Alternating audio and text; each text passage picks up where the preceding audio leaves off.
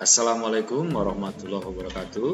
Kita jumpa lagi dengan pembelajaran 5 kelas 4 subtema 3. Kali ini kita akan melanjutkan tugas pembelajaran jarak jauh yang harus kalian ketahui anak sekalian adalah sebagai berikut.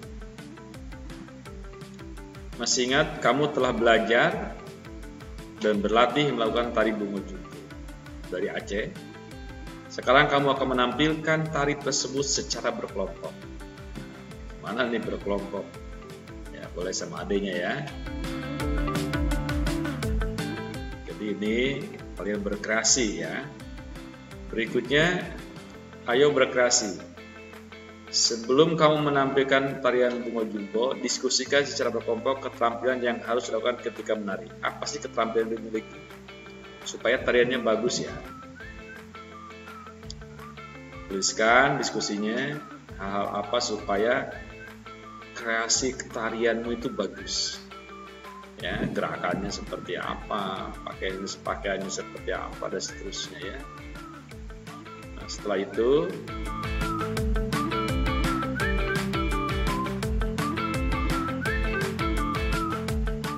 nanti kamu akan melihat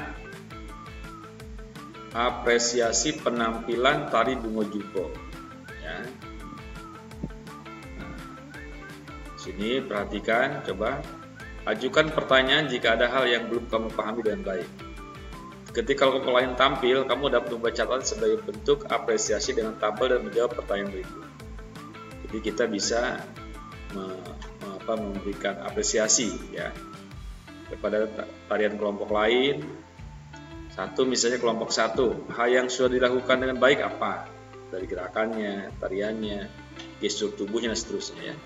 Hal yang masih perlu ditingkatkan apa? Apakah mungkin gestur tubuhnya?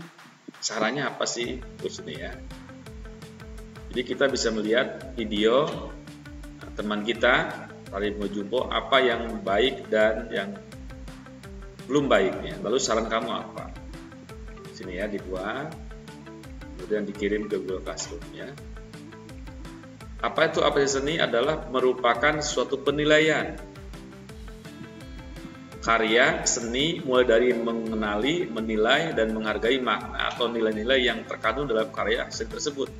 Jadi ada nilai, nilai-nilai karya. Kita harus kenal. Nah, ini bisa tahu kalau dilakukan, ya, dilihat, dirasakan, dinilai oleh kita, namanya apresiasi seni ya. Jadi kalau kita temannya menari, coba dilihat tariannya. Pilih salah satu kelompok berdasarkan tabel di atas. Tulislah apresiasimu atas penampilan tari dari kelompok tersebut dengan menjawab pertanyaan berikut. 1. Apa yang kamu ketahui tentang penampilan tari dari kelompok tersebut? Apa yang kamu ketahui ya? Mari lihat. 2. Bagaimana penampilan mereka? Bagaimana pendapatmu tentang penampilan mereka seperti apa sih? 3. Menurutmu bagian mana yang menarik dan kelompok tersebut mengapa? Nah, ya. 4. Apa saran yang akan kamu sampaikan kepada kelompok tersebut agar mereka tampil lebih baik? Ya. Jadi ini namanya apresiasi. Setelah itu, setelah kalian menari, ini diberikan apresiasi oleh temanmu. Lalu kita lanjut dengan ayo menulis. Kamu telah mengenal tentang keragaman sosial dan budaya ya, pada pelajaran sebelumnya. Sekarang kamu akan menulis tentang keragaman sosial dan budaya yang ada di provinsimu. Tulis ya. Apa sih keragaman di provinsimu di Jakarta ini? Tulis ya. Sesuai dengan daerah tempat tinggalmu. Sebelum menulis, kamu dapat melakukan wawancara kepada masyarakat, kepada guru, teman, tetangga, ya, untuk apa? Atau kepada berbagai sumber ya, bisa kepada bacaan, buku, pustakaan, surat kabar, sumber dan dari internet dan lain-lain ya. Lalu kamu tuliskan informasinya di bawah.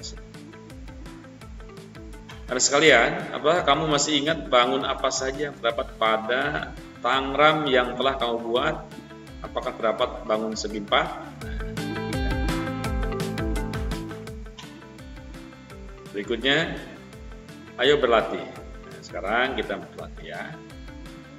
Perhatikan kembali tangram yang telah kamu buat. Cermati bangun segi 4 yang ada. Apakah kamu dapat memperkirakan besar sudut pada segi 4 tersebut? Diperkirakan bisa nggak sih sudutnya berapa ini? Nah ini ya, kita tahu kalau siku-siku itu 90 derajat ya. Coba perhatikan itu ya. Jadi kamu bisa kita perkirakan ya. Ini sudut A, B, C. Ini ingat jumlah ke segi 4 ini adalah 360 derajat. Berikutnya, apakah kamu dapat menemukan besar sudut yang belum diketahui dari segi 4 atas tanpa pengukur menggunakan busur? Nanti bisa kamu jelaskan di sini ya.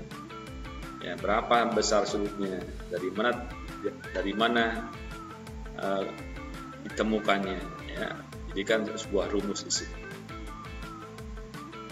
Bagaimana cara menentukan besar sudut tersebut? Berikan contohnya ya. Sini ya. Berikutnya, apa yang dapat kamu simpulkan tentang hubungan antara sudut pada bangun segi 4? Apa hubungannya ya? Setelah itu, terakhir, setelah belajar, ayo renungkan. Ya, seberapa sering kamu bekerja sama dengan orang yang berbeda? Jelaskan. Sering nggak sih kerjasama dengan mama, papa, teman, adik, kakak, dan seterusnya? Apa yang kamu lakukan setelah mengetahui bahwa terdapat keberagaman di sekitarmu? Jadi beragam, adat istiadat, budaya, karakter, ya, agama.